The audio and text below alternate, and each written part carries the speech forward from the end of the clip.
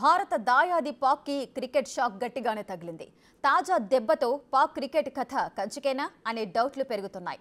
స్వయంగా పాకిస్తాన్ మాజీ క్రికెటర్లే ఇక పాక్ పని అయిపోయిందంటూ ఘాటైన కామెంట్లు చేస్తున్నారు.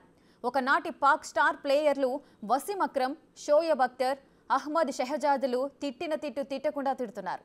ఒక్కసారి రెండుసార్లంటే ఓకే గానీ వరుసగా ఓడిపోవడంపై నిప్పులు చెరుగుతున్నారు.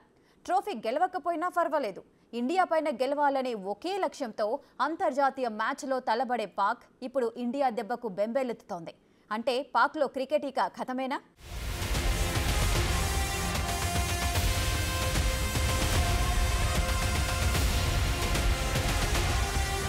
క్రికెట్ ప్రపంచంలో ఇండియా పాకిస్తాన్ మ్యాచ్ కున్న క్రేజ్ ఇంకా దేనికుండదు. ఈ రెండు దేశాల అభిమానులే కాదు, ప్రపంచవ్యాప్తంగా ఉన్న క్రికెట్ అభిమానులు ఇండియా పాక్ మధ్య మ్యాచ్ కోసం ఎదురు చూస్తుంటారంటే నమ్మాల్సిందే.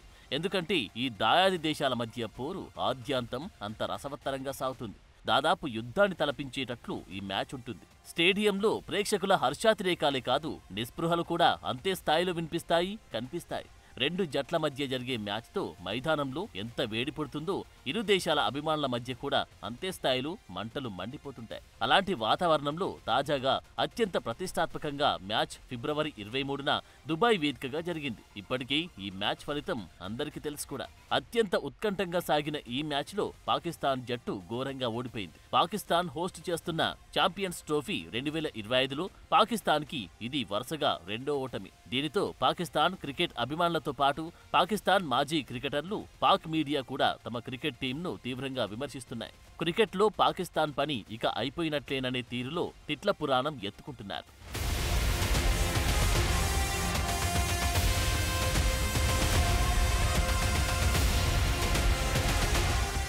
పాకిస్తాన్ న్యూజిలాండ్ మధ్య మ్యాచ్తో ఛాంపియన్స్ ట్రోఫీ 2025 ప్రారంభమైంది. ఈ మ్యాచ్ కరాచీ నేషనల్ స్టేడియంలో జరిగింది. సొంత గ్రౌండ్లో జరిగిన ఈ మ్యాచ్లో న్యూజిలాండ్ చేతిలో పాకిస్తాన్ చిత్తుగా ఓడింది. న్యూజిలాండ్ 320 పరుగుల భారీ స్కోర్ చేయగా భారీ టార్గెట్తో బరిలోకి దిగిన పాకిస్తాన్ 260 పరుగులకి ఆలౌట్ అయింది. దీంతో 60 పరుగుల తేడాతో పాకిస్తాన్పై కివీస్ విజయం సాధించింది. ఇక పాక్ ఆడిన నెక్స్ట్ మ్యాచ్ ఫిబ్రవరి 23న ప్రధాన ప్రత్యర్థి అయిన టీమిండియాతో ఐసీసీ ఈవెంట్లలో భారత్ పాక్ మ్యాచ్ జరుగుతుందంటే క్రికెట్ ప్రపంచం చూపు మొత్తం అటువైపే ఉంటుంది. ఆ హై వోల్టేజ్ మ్యాచ్లో ఏ జట్టు ఓడిపోయినా ఆ దేశ అభిమానులు తీవ్ర ఆగ్రహానికి గురవుతుంటారు. ఐసీసీ మ్యాచ్ల్లో పాకిస్తాన్ ఓడిపోతే ఆ దేశ అభిమానులు విపరీత చర్యలకు దిగుతుంటారు. భారత్ చేతిలో పరాజయాన్ని జీర్ణించుకోలేక అభిమానులు టీవీలు పగలగొడుతుంటారు. అందులోనూ మొదటి మ్యాచ్లో న్యూజిలాండ్ చేతిలో ఘోర పరాజయాన్ని మూటగట్టుకున్న పాకిస్తాన్కు భారత్తో మ్యాచ్లో తప్పనిసరిగా గెలవాల్సిన పరిస్థితి. అయితే కథ అడ్డం తిరిగింది.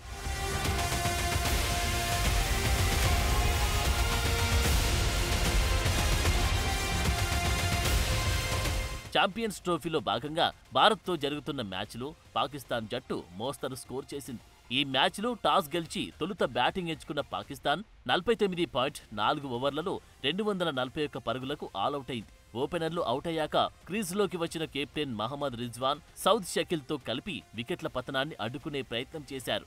అయితే ఈ జోడీ ఆశించినంత వేగంగా పరుగులు చేయలేకపోయింది. దీంతో స్కోర్ బోర్డు నిదానంగా కదిలింది. అందరూ ప్లేయర్లు పోరాడలేక ఫటాఫటా రాలిపోయారు. 2 బంతులు మిగిలి ఉండగానే పాకిస్తాన్ ఆలౌట్ అయింది. ఇక భారత్ బ్యాటింగ్కి దిగిన తర్వాత పూర్తి ఆధిపత్యాన్ని చూపించింది. కింగ్ కోహ్లీ సెంచరీతో మెరిపించగా 6 వికెట్ల తేడాతో భారత్ గెలుపు గుర్రమెక్కింది. ఇక ఈ మ్యాచ్ నేపథ్యంలో పాకిస్తాన్ కెప్టెన్ కు సంబంధించిన ఓ వీడియో సోషల్ మీడియాలో వైరల్ అవుతోంది. ఇందులో రిజ్వాన్ మ్యాచ్ సమయంలో తస్బీహ్ ప్రార్థనా పూసలు పట్టుకొని అదృష్టం మారాలని ప్రార్థిస్తూ కనిపించాడు. అయినప్పటికీ పాక్ ఓటమి పాలైంది.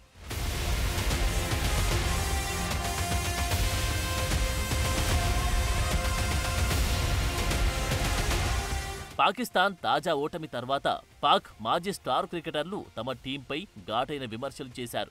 ఆధునిక క్రికెట్ జట్లు 6 బౌలర్లపై ఆధారపడుతుంటే 5 బౌలర్లను మాత్రమే ఎంపిక చేసినందుకు పాకిస్తాన్ క్రికెట్ యాజమాన్యాన్ని పాక్ మాజీ పేస్ బౌలర్ షోయబ్ అఖ్తర్ తీవ్రంగా విమర్శించారు. ఇద్దరు ఆల్రౌండర్లతో వెళ్లడం ఏంటంటూ మండిపడ్డారు. ఇది మెదడు లేని, తెలివిలేని మేనేజ్మెంట్ అంటూ నిప్పులు చెరిగారు. నిజంగా నిరాశ చెందామని, సరైన నాయకత్వం, దిశానిర్దేశం లేకపోవడం వల్ల జట్టు ఇబ్బందులకు కారణమని ఆరోపించారు. ఇక్కడ ప్లేయర్లను నిందించలేమని, ఆటగాళ్లు జట్టు మేనేజ్మెంట్ మాదిరిగానే ఉందని విమర్శించారు. వీళ్లకు ఏం చేయాలో తెలియదని, రోహిత్ శర్మ, విరాట్ కోహ్లీ, శుభమాన్ గిల్కు ఉన్న నైపుణ్యాలు వీరికి లేవని అన్నారు.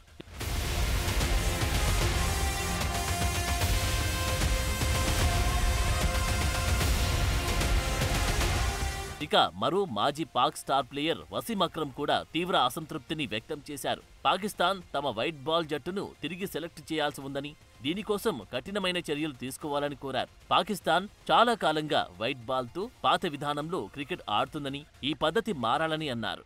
భయం లేని క్రికెటర్లను, యువరక్తాన్ని జట్టులోకి తీసుకోవాల్సి ఉందని అన్నారు. సమూల మార్పులు చేస్తే తప్ప పాక్ టీం ఇకపై గెలవదని, 6 నెలలుగా ఓడిపోతూనే ఉండడం తీవ్ర అసంతృప్తిని మిగిల్చుతుందన్నారు. ఇక గతం గతహ అని వదిలేస్తే రాబోయే ప్రపంచ టీ20 2026 కోసం కొత్త జట్టును ఫామ్ చేయాలని కోరారు. Pakistan cricket board chief Mohsin నఖ్వీకి ముందుగానే హెచ్చరించినా ఫలితం లేదన్నారు. టీం బలహీనతలను పరిష్కరించడంలో ఆయన విఫలమయ్యారన్నారు. టీం ఎంపిక ప్రక్రియను అక్రమ్ ఘాటుగా విమర్శించారు. ఇది ఇలాగే కొనసాగితే పాకిస్తాన్ టీంకి ఓడిపోవడం అలవాటుగా మారుతున్నట్టు పరోక్ష కామెంట్లు చేశారు.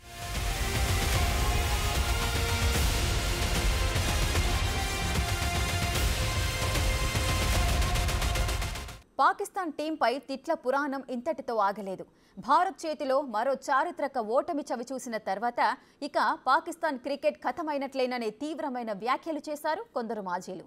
ఇక పాక్ ప్రధాని కూడా ట్రోఫీ అవసరం లేదు, భారత్పై గెలవండి చాలు అన్నారట. అంత ప్రోత్సాహం వచ్చిన తర్వాత కూడా పాక్ టీం నిద్రలేవలేదు. పేలవమైన గేమ్తో మా ఫేట్ ఇంతే అన్నట్లు తయారైంది.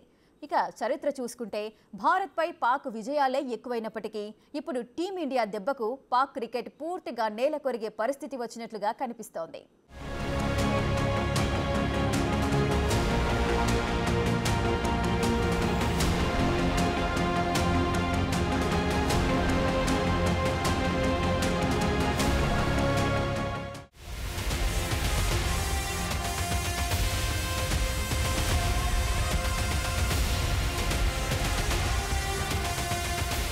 పాకిస్తాన్ చిరకాల ప్రత్యర్థి భారత్తో మాత్రమే కాదు, దీనికి ముందు న్యూజిలాండ్లపై ఓడిపోవడం కూడా పాక్ అభిమానుల కోపాన్ని మరింత పెంచిందని చెప్పాలి. పాకిస్తాన్ మాజీ క్రికెటర్లు, నిపుణుల విమర్శలు కూడా అందుకే వచ్చాయి. షోయబ్ అఖ్తర్, వసీం అక్రమ్ వ్యాఖ్యలకు మించి పాకిస్తాన్ మాజీ కెప్టెన్ షాహిద్ అఫ్రీది చేసిన కామెంట్లు మరింత హాట్గా కనిపించాయి. ఇది జరుగుతుందని నాకు ముందే తెలుసన్న అఫ్రీది 1980-90ల్లో ఉన్న మనస్తత్వంతోనే 2025లో కూడా క్రికెట్ ఆడితే అలాగే ఉంటుందని ఎద్దేవా చేశారు. ఇక 2017 తర్వాత ఏ ఐసీసీ ఈవెంట్లు వచ్చినా పాకిస్తాన్కు ఏం చేయలేకపోయిందని, స్వదేశంలో కూడా ఏ జట్టు ఆడాలో సరైన నిర్ణయాలు లేవని, బౌలింగ్ దూకుడుగా ఆడడం పాకిస్తాన్ మర్చిపోయిందన్నారు. ఇది ఇలాగే కొనసాగితే ఖచ్చితంగా పాకిస్తాన్ క్రికెట్ ఆట నుండి నిష్క్రమించాల్సి ఉంటుందన్నారు.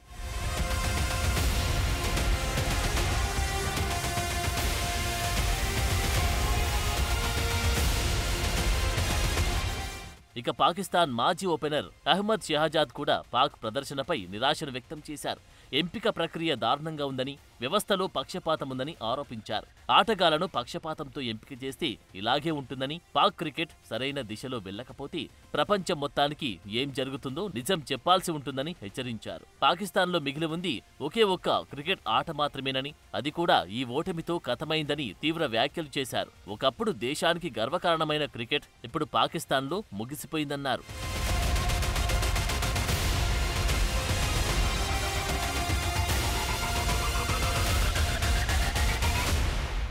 నిజానికి పాకిస్తాన్ క్రికెట్ జట్టు గత 2 ఏళ్లుగా గడ్డు పరిస్థితిని ఎదుర్కొంటోంది. టీ20 వరల్డ్ కప్ 2022లో రన్నరప్ గా నిలిచిన తర్వాత పాక్ జట్టు చెప్పుకోదగ్గ ప్రదర్శన చేయలేకపోయింది. గతేడాది జరిగిన ఆసియా కప్, వన్డే ప్రపంచ కప్ లో కూడా బొక్కబోర్ల పడింది. లీగ్ స్టేజ్ లోనే ఇంటి ముఖం పట్టింది. ఈ పరిణామాల తర్వాత Pak cricket team coaching staff లో మార్పులు చేశారు. Pak white ball head coach గా దక్షిణాఫ్రికా మాజా క్రికెటర్ గ్యారీ క్రిస్టెన్ ను, రెడ్ బాల్ కోచ్ గా ఆసీస్ నుండి గిల్లెస్పీని తీసుకొచ్చారు. అయితే కోచ్లు మారినా పాక్ టీం పరిస్థితి మాత్రం మారలేదు. టీ20 2024 వరల్డ్ కప్ లో గ్రూప్ స్టేజ్ లోనే వెనుతిరిగింది. ఇప్పుడు ఛాంపియన్స్ ట్రోఫీ 2025ను తమ దేశమే నిర్వహిస్తున్నప్పటికీ ఓటమి మాత్రం పాక్ ని విడిచిపోవట్లేదు. సొంత గడ్డపైన న్యూజిలాండ్ తో, బాగా అలవాటైన దుబాయ్ గడ్డపైన చిరకాల ప్రత్యర్థి భారత్ తో ఓటమి తర్వాత పాకిస్తాన్ జట్టును ఇక ఎవరూ బాగుపరచలేరు అన్న కామెంట్లు వినిపిస్తున్నాయి.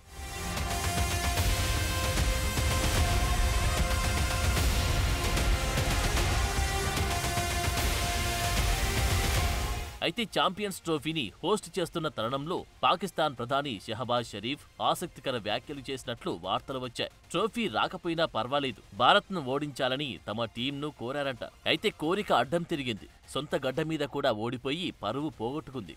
నిజానికి గత గణాంకాలను పరిశీలిస్తే భారత్ పాకిస్తాన్ జట్ల మధ్య ఇప్పటి వరకు 136 వన్డే మ్యాచ్లు జరగ్గా భారత్ 58 మ్యాచ్ల్లోనే విజయం సాధించగా పాకిస్తాన్ 74 మ్యాచ్ల్లో గెలిచింది. అంటే భారత్ కంటే పాక్ గెలుపులే ఇక్కడ అధికం. టెస్ట్ మ్యాచ్లలో కూడా అంతే. ఇప్పటి వరకు 59 టెస్టులాడితే భారత్ 9 ట్రోఫీలు, పాకిస్తాన్కు 12 ట్రోఫీలు వచ్చాయి. అయితే టీ20లో మాత్రమే భారత్ పాకిస్తాన్ కంటే ముందుంది. 13 మ్యాచుల్లో 9 భారత్ గెలవగా 3 మాత్రమే పాక్ గెలిచింది. ఇక 2013లో భారత్ ఛాంపియన్స్ ట్రోఫీ విజేతగా నిలవగా 2017లో పాకిస్తాన్ విజేతగా నిలిచింది. ఎలా చూసుకున్నా పాక్ టీం గెలుపుల్లో అధికంగా ఉంది. అయితే ఇప్పుడు ఆ పరిస్థితి పూర్తిగా మారినట్లు పాక్ మాజీ క్రికెటర్ల మాటలు చూస్తే అర్థమవుతుంది. ఇది పాక్ క్రికెట్కు అవసాన దశ అని అనిపిస్తోంది.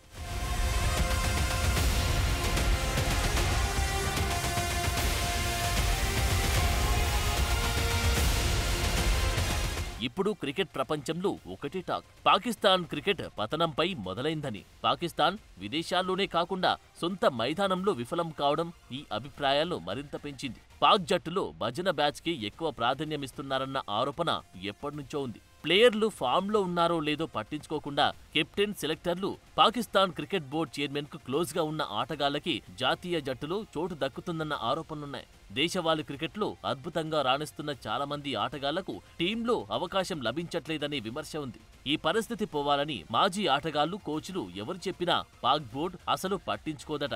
ఒకప్పుడు ఇండియాతో మ్యాచ్ అంటే డి అనేలా ఆడేవారు. ఇప్పుడు ఆ పరిస్థితి ఏమాత్రం లేదు. అంతెందుకు కొత్తగా క్రికెట్ ఆడే జట్లు కూడా పాక్ను ఓడించేస్తున్నాయి. టీ20 వరల్డ్ కప్లో అమెరికా మీద పాక్ జట్టు ఓడిపోయిన తర్వాత పాక్ పని అయిపోయినట్లేనని అంతా అనుకున్నారు. ఏది ఏమైనా కర్ణుడి చావుకి 1,00,000 కారణాలన్నట్లు పాకిస్తాన్ క్రికెట్ ఖతం అవ్వడానికి కూడా అంతకు మించిన రీజన్స్ ఉన్నాయన్నది ఇవాల్టి పరిస్థితి. మరి టీమిండియా ఆటను మరింత ఆసక్తిగా మార్చే పాక్ టీం లేకపోతే ఆటలో పస పోతుందేమో.